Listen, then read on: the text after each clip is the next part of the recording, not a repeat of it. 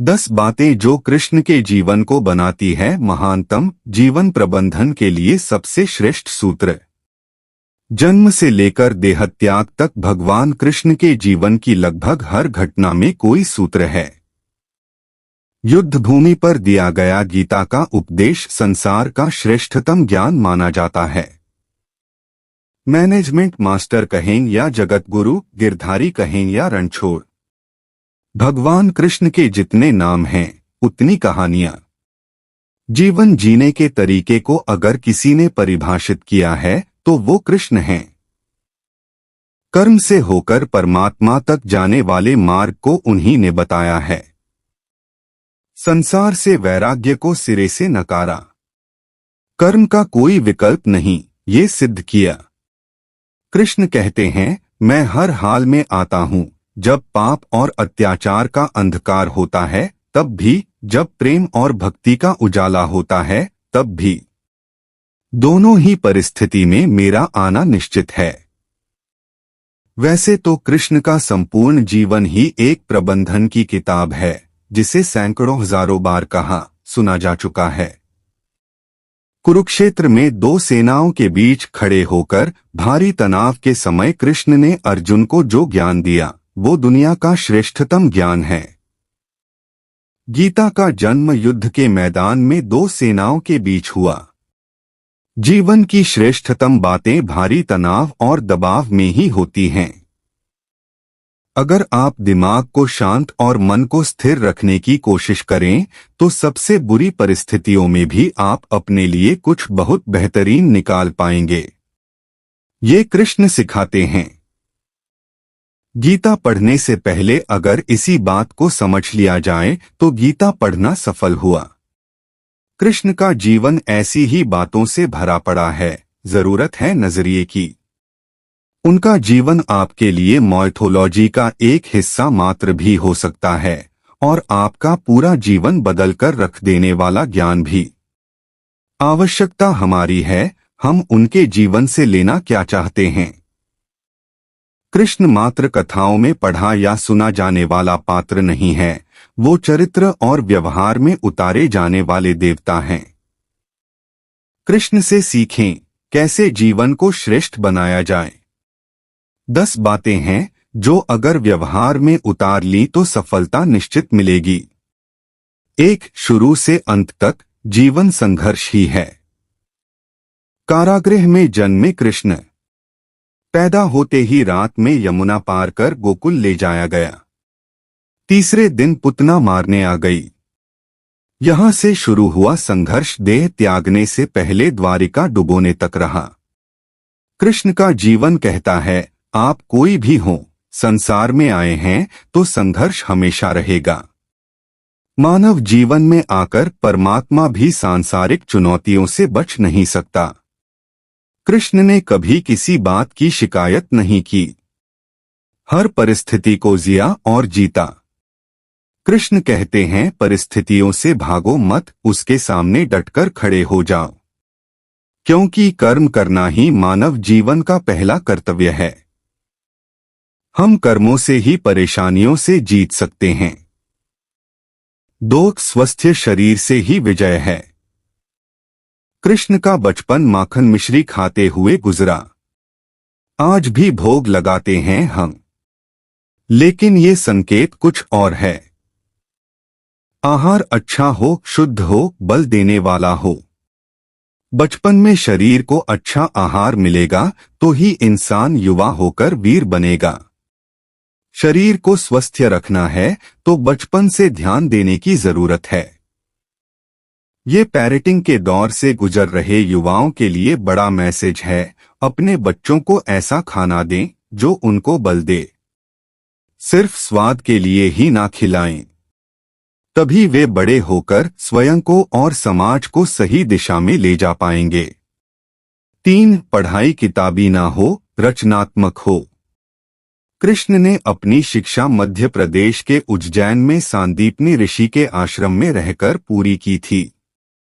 कहा जाता है 64 दिन में उन्होंने 64 कलाओं का ज्ञान हासिल कर लिया था। वैदिक ज्ञान के अलावा उन्होंने कलाएं सीखीं। शिक्षा ऐसी ही होनी चाहिए जो हमारे व्यक्तित्व का रचनात्मक विकास करे। संगीत, नृत्य, युद्ध सहित 64 कलाओं कृष्ण के व्यक्तित्व का हिस्सा हैं। बच्चों में कोरा ज्ञान न भरें, उनकी रचनात्मकता को नए आयाम मिलें, ऐसी शिक्षा व्यवस्था हो। 4 रिश्तों से ही जीवन है, बिना रिश्तों के कुछ नहीं। कृष्ण ने जीवन भर कभी उन लोगों का साथ नहीं छोड़ा जिनको मन से अपना माना। अर्जुन से वे युवावस्था में मिले, ऐसा महाभारत कहती है, लेकिन अर्जुन से उनका रिश्ता हमेशा मन का रहा। सुदामा हो या उद्धव, कृष्ण ने जिसे अपना मान लिया उसका साथ जीवन भर दिया। रिश्तों के लिए कृष्ण ने कई लड़ाइयां लड़ी और रिश्तों से ही कई लड़ाइयां जीती। उनका सीधा संदेश है, सांसारिक इंसान की सबसे बड़ी धरोहर रिश्ते ही हैं। अगर किसी के पास रिश्तों का थाती नहीं है तो वो इंसान संसार के लिए गैर जरूरी है। इसलिए अपने रिश्तों को दिल से जिएं, दिमाग से नहीं। 5 नारी का सम्मान समाज के लिए जरूरी। राक्षस नरकासुर का आतंक था। करीब 16,100 महिलाओं को उसने अपने महल में कैद किया था। महिलाओं से बलात्कार में उसे सुख मिलता था। कृष्ण ने उसे मारा, सभी महिलाओं को मुक्त कराया, लेकिन सामाजिक कुरीतियां तब भी थीं। उन महिलाओं को अपनाने वाला कोई नहीं था। खुद उनके घरवालों ने उन्हें दूषित मानकर त्याग दिया। ऐसे में कृष्ण आगे आए, सभी 16,100 महिलाओं को अपनी पत्नी का दर्जा दिया, समाज में उन्हें सम्मान के साथ रहने के लिए स्थान दिलाया। कृष्ण ने हमेशा नारी को शक्ति बताया, उसके सम्मान के लिए तत्पर रहे। पूरी महाभारत नारी के सम्मान के लिए ही लड़ी गई। आप कृष्ण भक्त हैं तो अपने आसपास की महिलाओं का पूरा सम्मान करें। कृष्ण की कृपा पाने का ये सरलतम मार्ग है। 6 आपके मतभेद अगली पीढ़ी के लिए बाधा ना बने। कम ही लोग जानते हैं कि जिस दुर्योधन के खिलाफ कृष्ण ने आजीवन पांडवों का साथ दिया, उसकी मौत का कारण भी कृष्ण की कूटनीति बनी। वो ही दुर्योधन रिश्ते में कृष्ण का समधी भी था। कृष्ण के पुत्र सांब ने दुर्योधन की बेटी लक्ष्मणा का अपहरण करके उससे विवाह किया था, क्योंकि लक्ष्मणा सांब से विवाह करना चाहती थी, लेकिन दुर्योधन खिलाफ था। सांब को कौरवों ने बंदी भी बनाया था। तब कृष्ण ने दुर्योधन को समझाया था कि हमारे मतभेद अपनी जगह हैं, लेकिन हमारे विचार हमारे बच्चों के भविष्य में बाधा नहीं बनने चाहिए। 2 परिवारों के आपसी झगड़े में बच्चों के प्रेम की बलि न चढ़ाई जाए। कृष्ण ने लक्ष्मणा को पूरे सम्मान के साथ अपने यहाँ रखा। दुर्योधन से उनका मतभेद हमेशा रहा, लेकिन उन्होंने उसका प्रभाव कभी लक्ष्मणा और सांब की गृहस्थी पर नहीं पड़ने दिया। 7 शांति का मार्ग ही विकास का रास्ता है। कृष्ण ने महाभारत युद्ध के पहले शांति से समझौता करने के लिए पांडवों और कौरवों के बीच मध्यस्थता की। हालांकि दोनों ही पक्ष युद्ध लड़ने के लिए आतुर थे, लेकिन कृष्ण ने हमेशा चाहा कि कैसे भी युद्ध टल जाए। झगड़ों से कभी समस्याओं का समाधान नहीं होता है। शांति के मार्ग पर चलकर ही हम समाज का रचनात्मक विकास कर सकते हैं। कृष्ण ने समाज की शांति से मन की शांति तक दुनिया को ये समझाया कि कोई भी परेशानी तब तक मिट नहीं सकती जब तक वहां शांति ना हो, फिर चाहे वो समाज हो या हमारा खुद का मन। शांति से ही सुख मिल सकता है, साधनों से नहीं। 8 हमेशा दूरगामी परिणाम सोचें। महाभारत में जुए की घटना के बाद पांडवों को वनवास हो गया। कृष्ण ने अर्जुन को समझाया कि ये समय भविष्य के लिए तैयारी करने का है। महादेव शिव, देवराज इंद्र और दुर्गा की तपस्या करने को कहा। कृष्ण जानते थे कि दुर्योधन को कितना भी समझाया जाए, वो पांडवों को कभी उनका राज्य नहीं लौटाएगा। तब शक्ति और सामर्थ्य की जरूरत होगी। कर्ण के कुंडल कवच पांडवों की जीत में आड़े आएंगे, ये भी वे जानते थे। उन्होंने हर चीज पर बहुत दूरगामी सोच रखी। कोई भी फैसला तात्कालिक आवेश में नहीं लिया। हर चीज के लिए आने वाली पीढ़ियों तक का सोचा। यही सोच समाज का निर्माण करती है।